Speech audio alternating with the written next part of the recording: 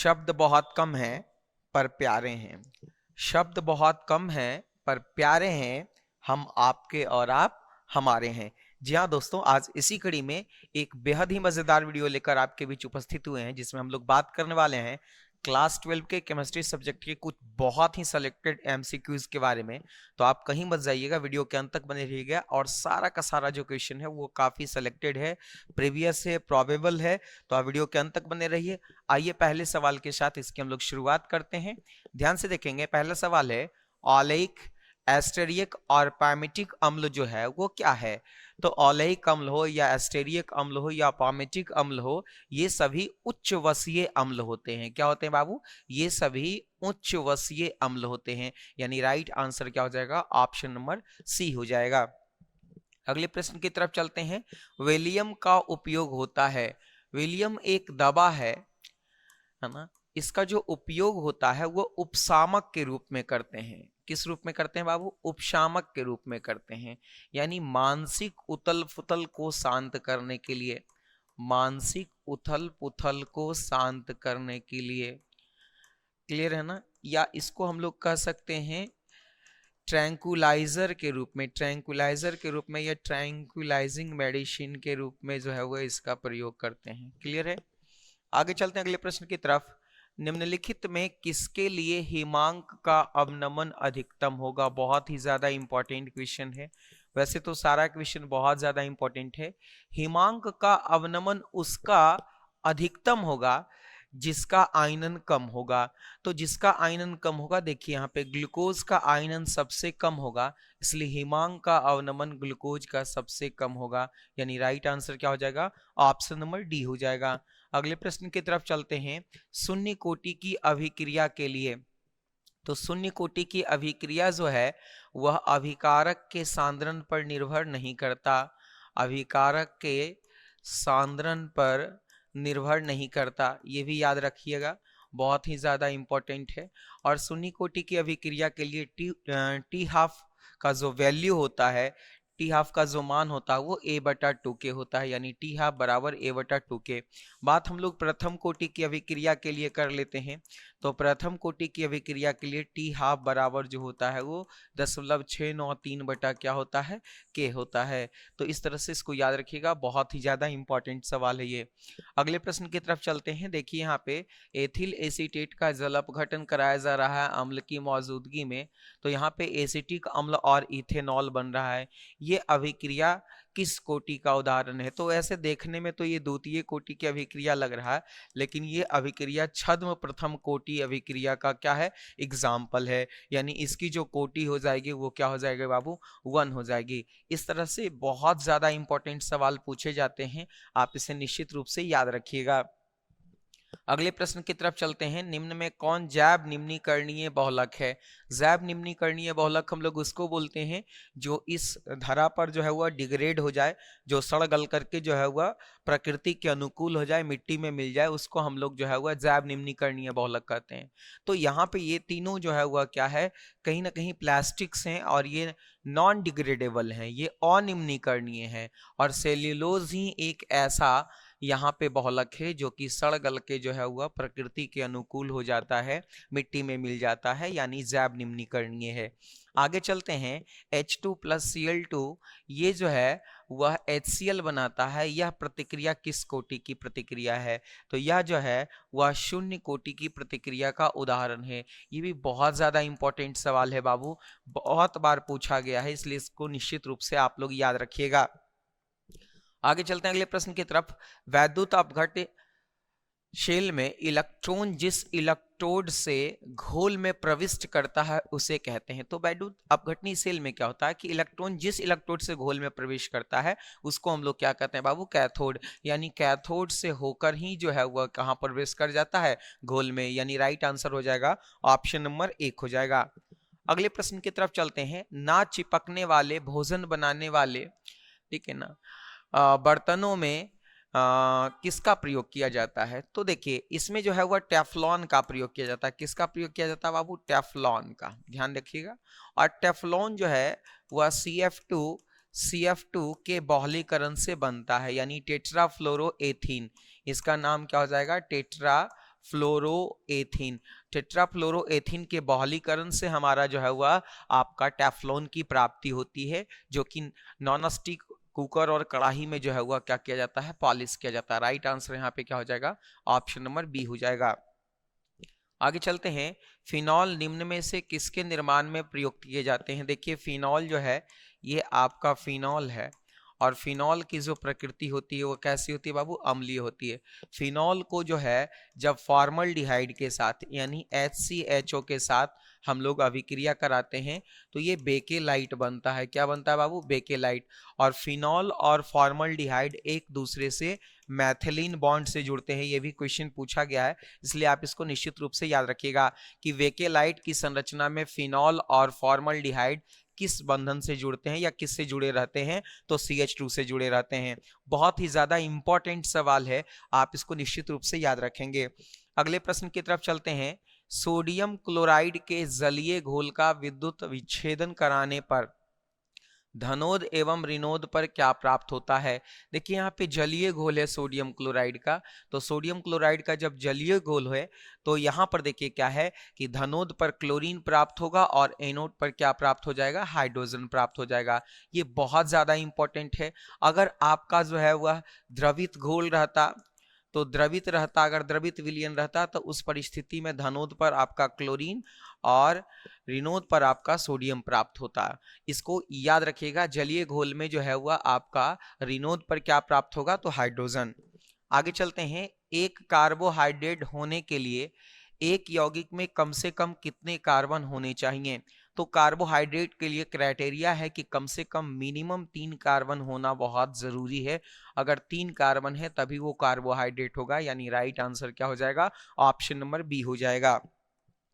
आगे चलते हैं, निम्न में से ताप द्वारा प्रभावित नहीं होते हैं। तो देखेंगे यहाँ पे मोलरता, मोललता, फॉर्मलता, नॉर्मलता, 4 विकल्प हैं। लेकिन अगर हम बात मोललता की कर लेते हैं तो मोललता बराबर होता है विलेय के मोलों की संख्या, विलेय के मोलों की संख्या और बटा विलायक का द्रव्यमान केजी में, विलायक का द्रव्यमान केजी में, द्रव्यमान केजी में। अब यहां से ध्यान से देखेंगे तो चूंकि द्रव्यमान तो ताप से प्रभावित होगा नहीं, तो इस प्रकार से हम लोग कह सकते हैं कि मोललता जो है वह ताप द्वारा प्रभावित नहीं होगा, यानी राइट आंसर हमारा क्या हो जाएगा, ऑप्शन नंबर डी हो जाएगा। ध्यान से देखेंगे, हमारा अगला प्रश्न है, निम्न में कौन सा कार्बोहाइड्रेट टॉलेंस अभिकर्मक के साथ रजत दर्पण यानी सिल्वर मिरर परीक्षण देता है। तो वो हमारा है ग्लूकोज। ग्लूकोज जो है वह टॉलेंस अभिकर्मक के साथ जो है वह रजत दर्पण परीक्षण देता है। ये प्रश्न बहुत ही ज्यादा इंपॉर्टेंट है, इसलिए आप इसको निश्चित रूप से याद रखिएगा। प्रश्न है हमारा, निम्न में से कौन सा कार्बोहाइड्रेट वनस्पति कोशिका का आवश्यक घटक है। तो कौन सा कार्बोहाइड्रेट वनस्पति कोशिका का आवश्यक घटक है जी, तो सेल्यूलोज, क्योंकि सेल्यूलोज के मिलने से ही जो है वह वनस्पति कोशिकाओं के क्या होते हैं, निर्माण होते हैं, यानी राइट आंसर क्या हो जाएगा, ऑप्शन नंबर बी हो जाएगा। ये भी बहुत ज्यादा इंपॉर्टेंट है, आप इसे निश्चित रूप से याद रखेंगे। देखिए हमारा अगला जो प्रश्न है बहुत ही ज्यादा इंपॉर्टेंट है, आप ध्यान से देखेंगे यहाँ पे कि माल्टोज जल अपघटन द्वारा देता है। बहुत ही ज्यादा इंपॉर्टेंट क्वेश्चन है कि माल्टोज जो है वह एक डाइसैकेराइड है, और ये जो डाइसैकेराइड है ये ग्लूकोज की 2 इकाइयों के मिलने से बने होते हैं। ग्लूकोज के 2 इकाइयों के मिलने से बने होते हैं, एक ग्लूकोज का C1 दूसरे ग्लूकोज के C4 के साथ ग्लाइकोसिडिक बंधन द्वारा जुड़े होते हैं। यह भी पूछा जा सकता है कि माल्टोज की संरचना में ग्लूकोज इकाइयां कैसे जुड़ी होती हैं, तो ग्लाइकोसिडिक बंधन से। एक ग्लूकोज अणु का C1 दूसरे ग्लूकोज अणु के C4 के साथ ग्लाइकोसिडिक बंधन से जुड़े होते हैं। आगे चलते हैं, HCP संरचना में पैकिंग प्रभाज होता है। तो HCP संरचना में पैकिंग प्रभाज 74% होता है। जब आप इसको दशमलव में चेंज कर देंगे तो यहाँ पे 0.74 आ जाएगा, राइट आंसर हो जाएगा ऑप्शन नंबर बी। अगर BCC की बात करें तो 0.68, और अगर सिंपल क्यूबिक सेल की बात करें तो 0.54 होगा। आगे देखिए, क्रिस्टल होते हैं, तो मूल क्रिस्टल तंत्र जिसको बोलते हैं, मूल क्रिस्टल तंत्र या जिसको हम लोग आध संरचना बोलते हैं, ये मूल क्रिस्टल तंत्र या आदि संरचना 7 प्रकार के होते हैं। कितने प्रकार के होते हैं बाबू? 7 प्रकार के मूल क्रिस्टल तंत्र या आदि संरचना 7 प्रकार के होते हैं। और यहाँ पे एक चीज और आप लोग को याद रखिएगा कि ब्रेप्स जालक या आकाशीय जालक जो होते हैं, ब्रेप्स जालक या आकाशीय जालक जो है वह 14 प्रकार के होते हैं। क्लियर है? आगे चलते हैं अगले प्रश्न की तरफ। निम्नलिखित में से कौन अक्रिस्टलीय ठोस का उदाहरण है? तो देखिएगा ध्यान से, प्लास्टिक, कांच, रबड़, ये सब मुख्य रूप से जो है वह क्या है? अक्रिस्टलीय ठोस पदार्थ के क्या है? उदाहरण है। राइट आंसर क्या हो जाएगा? ऑप्शन नंबर सी हो जाएगा। चलते हम लोग अगले प्रश्न की तरफ। हमारा अगला क्वेश्चन बहुत ही ज्यादा इंपॉर्टेंट है। प्रश्न है, निम्नलिखित में से कौन डाइसैकेराइड दूध में उपस्थित रहता है? तो डाइसैकेराइड जो दूध में उपस्थित रहता है वो है लैक्टोज। कौन है बाबू? लैक्टोज। लैक्टोज जो है वह ग्लैक्टोज प्लस ग्लूकोज के मिलने से बना है। ग्लैक्टोज प्लस ग्लूकोज के मिलने से बना है। और यहां पर देखिएगा ध्यान से, सुक्रोज जो है ये भी डाइसैकेराइड है। ये अनपचायक शर्करा का उदाहरण है। अनपचायक शर्करा का उदाहरण है। अनपचायक शर्करा का उदाहरण है। मैल्टोज जो है वो आपको बताया 2 ग्लूकोज इकाइयों के मिलने से बना हुआ है। तो इस तरह से हम लोगों को याद रखना है। फ्रक्टोज जो है इसको हम लोग फल शर्करा कहते हैं। इसको क्या कहते हैं बाबू? फल शर्करा कहते हैं। ध्यान से देखना, लैक्टोज सबसे कम मीठा सैकराइड भी है। सबसे कम मीठा सैकराइड है। और यहां पर देखिएगा फ्रक्टोज जो है वह सबसे अधिक मीठा सैकराइड है। सबसे अधिक मीठा सैकराइड कौन है? फ्रक्टोज है। आगे चलो अगले प्रश्न की तरफ। निम्नलिखित में कौन हिंस वर्ग अभिकर्मक है? तो देखिए क्या है, आप बेंजीन सल्फोनिल क्लोराइड ले लीजिए या पीटोलिन बेंजीन सल्फोनिल क्लोराइड ले लीजिए, दोनों में ज्यादा फर्क नहीं होता है। इसे ही हम लोग जो है वह हिंस वर्ग अभिकर्मक कहते हैं। पीटोलिन सल्फोनिल क्लोराइड या बेंजीन सल्फोनिल क्लोराइड को ही हम लोग हिंस वर्ग अभिकर्मक कहते हैं। अब देखिए आगे क्या है, बहुत ही ज्यादा इंपॉर्टेंट क्वेश्चन है ये भी। सारे के सारे प्रश्न वैसे तो बहुत ज्यादा इंपॉर्टेंट है। देखिएगा, जिनका मानक इलेक्ट्रोड विभव का मान, जिनका मानक इलेक्ट्रोड विभव का मान जितना कम रहेगा, जितना कम रहेगा उसकी अवकारक क्षमता उतनी अधिक होगी। अवकारक क्षमता उतनी अधिक होगी। अब अगर आप देखेंगे तो यहां पर ध्यान से देखिएगा, तो आप यहां पर देख पा रहे होंगे कि ए की अवकारक क्षमता सबसे अधिक होगी, उसके बाद बी की, उसके बाद सी की, उसके बाद क्या हो जाएगी? डी की। यहां पे पूछा जा रहा सबसे अवकारक क्षमता सबसे ज्यादा किसकी होगी? तो राइट आंसर यहां पे क्या हो जाएगा? Option number A. क्लियर है? आगे चलते हैं अगले प्रश्न की तरफ।